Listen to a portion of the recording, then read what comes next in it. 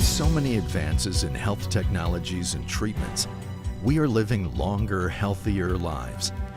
And yet across the nation, certain population groups don't benefit from the same health status as others. What gender you are can influence how aggressively you are treated at the hospital. What neighborhood you live in might determine how long you live. Why are 12% of white DC residents obese, while 36% of African Americans are obese? Why is the rate of new HIV infections for African American men 6 times as high as that of white men in DC? Health inequality can be mapped by gender, economic status, and by racial and ethnic lines. But in Washington, D.C., it can literally be mapped along the subway lines, along a single track in the capital of the richest nation on earth.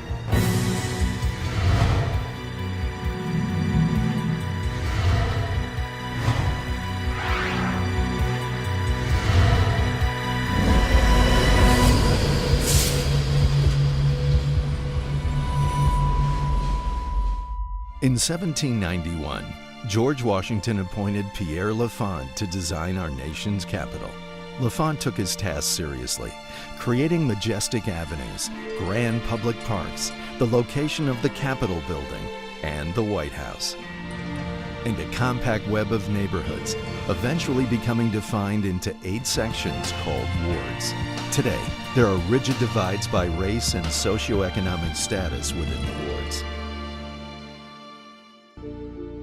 The DC subway takes you through the wards, and in those few short miles, you see the largest life expectancy gap of all U.S. cities. Starting in the richest, Ward 3, the residents are 84% white and the life expectancy is 75 years for men and 81 years for women. Travel to the poorest ward, Ward 8, which is 92% African American, and you find a much shorter life expectancy of 69 years for men and 77 years for women. Organizations and individuals in Washington, D.C. and across the country are working to close the gaps. These are the success stories that can inspire us all. But the statistics of inequality are startling. If you look at the data in the United States for nearly any major health issue, you can see huge differences in who is affected the most. 45% of all new HIV cases are African American. African Americans and Hispanics are nearly twice as likely to have diabetes than whites. The infant mortality rate is more than twice as high for African Americans than for whites and Hispanics. And a disease that mostly affects women, breast cancer, hits African American women the hardest. 20 million people in the U.S. have asthma. It affects more women than men, more African Americans than any other group, and a higher percentage of children than adults. Of the 20 million with asthma, 9 million of them are children. They have smaller airways than adults, which makes asthma especially serious for them. 21.4% of African American children have asthma, but only 12% of white children do. Asthma affects a relatively low 7.9% of Hispanic children. But African American and Hispanic children visit emergency departments for asthma care up to 4.5 times more than white children. Washington, D.C. is a real microcosm of pediatric asthma, and that the disparities present nationwide are very, very pronounced here in D.C. So we're looking due south from Children's National Medical Center towards the National Mall. The Capitol building is almost directly behind me.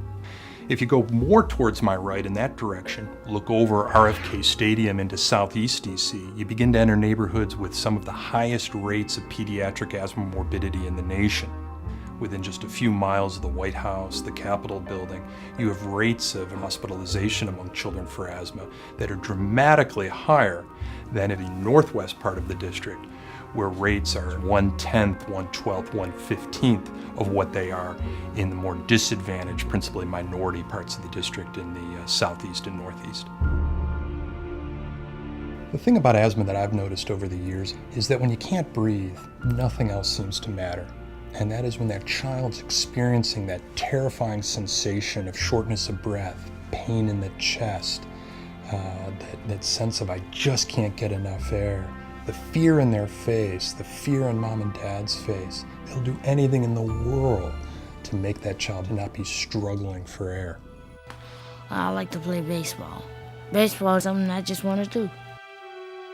Sometimes if my friends outside, they want to play. My mom does not allow me to play. It's not worth getting sick for. It's a horrible feeling. Asthma has been proven with Asanya to be a huge deal. I know it's quite annoying for him because he just want to rip, run, and play because he's a boy. But because his asthma has been bad for him, we know we have to watch him. I'm really sad. I'm stressed. I'm depressed about it because I'm trying to figure out, like, what can I do to help him? Me and my mom always have a close relationship because I love my mom. I'm just happy to have her. We're going through this one together. I'm up all night long waiting with him, just watching him around the clock. I don't sleep when this boy gets sick. When a Saunier comes in contact with allergens that trigger his asthma, the muscles surrounding his airways become tight and the lining of the air passages swell. This reduces the amount of air that can pass by. Without immediate attention, this can become extremely severe and possibly fatal. He would start coughing, wheezing, laying around, complaining of body pains and chest pains all the time. It seemed like I was in an emergency room at least 2 to 3 times a month. It was a lot. This is something hard. If it's hard for me, I can imagine what their little bodies are going through. I just want it to be gone. Asanya had been seen multiple times in the emergency department with bad flare-ups of asthma. Flare-ups that were so bad that he oftentimes needed to be admitted to the hospital where he'd stay 2, 3, 4 days or longer, getting intensive round-the-clock treatment. He'll be on a prednisone for 3 days or 4 days. He'll be okay. Then he'll go right back into an asthma attack. The coughing and wheezing got worse. The headaches got worse. The chest pains were worse. That's when I knew we were really in bad shape. I'm like, okay, back to the emergency room again. Asthma rates in DC are higher than the national average. Ward 7, which is 96% African American, is hit the hardest, with an asthma rate of 24%. Household incomes of less than $15,000 were more likely than all other income groups to develop asthma. What we see in many of the most disadvantaged neighborhoods in Washington, D.C. is an older housing stock, which hasn't been well maintained through time. So you can imagine those houses being filled with quite a bit of dust, quite a bit of mold in the walls and the ceilings, underneath the sink, underneath the toilet. I need to just get something done about his asthma. I need to find a better way of getting it under control. A lot of these families in these neighborhoods will struggle for access to quality care. There's simply not as many pediatric primary care providers in those greatest neighborhoods at risk as there are in more affluent parts of the city. Hence was born the Impact DC Asthma Clinic for improving pediatric asthma care in the District of Columbia. Hey, Asanya. How are you feeling today? I'm feeling good. Good. The Impact DC program will do essentially 3 things. One is extensive education about the nature of the disease when we go through the possible environmental triggers for that child and talk about how those can be avoided. What kind of things other than running and exercise will trigger your asthma off? Next, we talk about medications.